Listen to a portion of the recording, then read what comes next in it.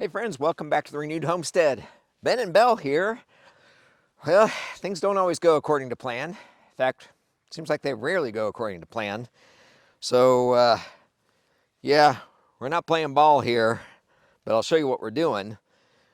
But let me tell you, it's cold. I got up this morning and it said it feels like 6 degrees. I think it was 11 degrees. All was going well. Had the water in the house on a trickle. And then it stopped.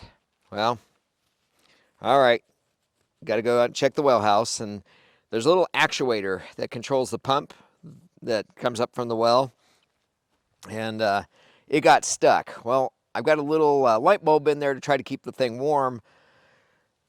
Silly me. I had a heat lamp, a heat bulb, sitting right there on the shelf, but I had taken that out during the summer just to have a light in the well house in case I needed to work in there. Well, I didn't switch them.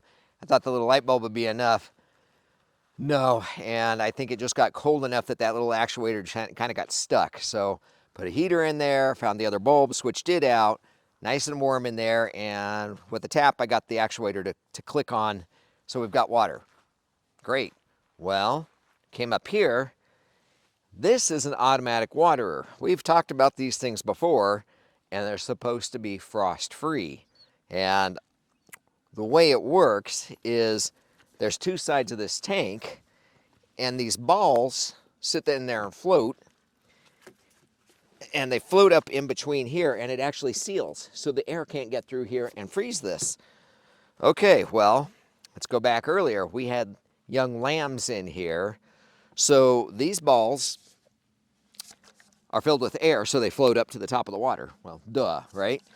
Well, it's hard for smaller animals to push it down, so we unscrewed this top and put water in it so it sank, so it bobbed down easy. Well, it was bobbing down too low. The cows drank enough water. The air got circulating around this, and I'll bring you in close for a close-up. But basically, this is just essentially like a big toilet. It's got a float chamber. The water gets low.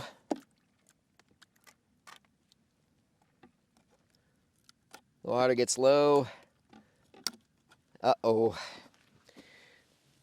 It's cold enough and out now. I think it might have got stuck again.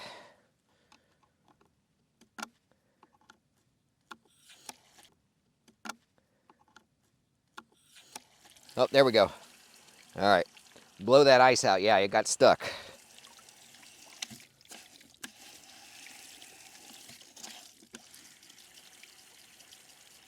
So once that float gets up there, turns it off. Water gets low and fills up just like a toilet tank. And now I got a problem.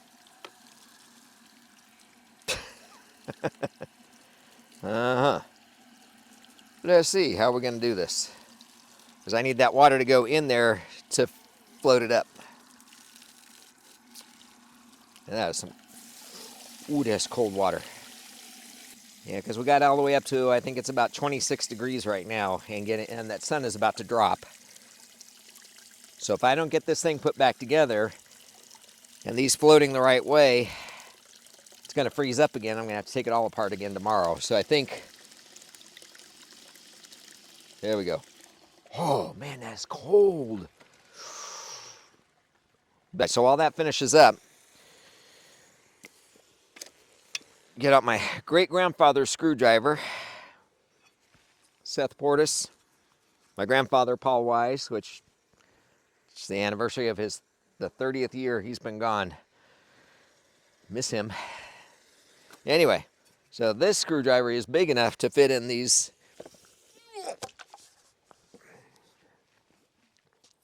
fit in there. I've already loosened it up,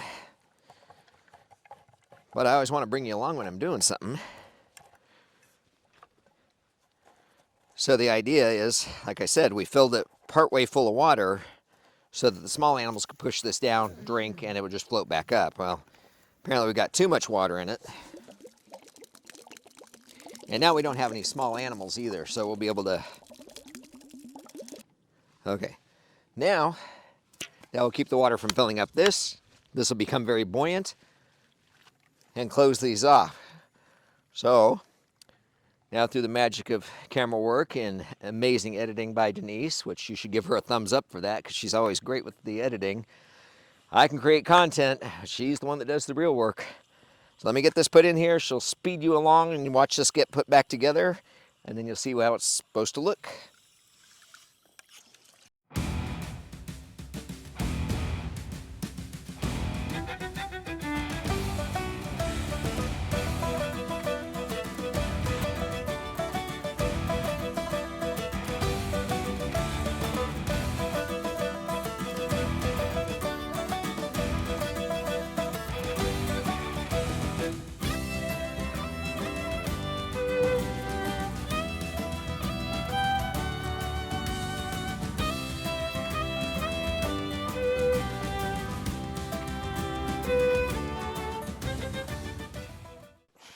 Okay, got the top on.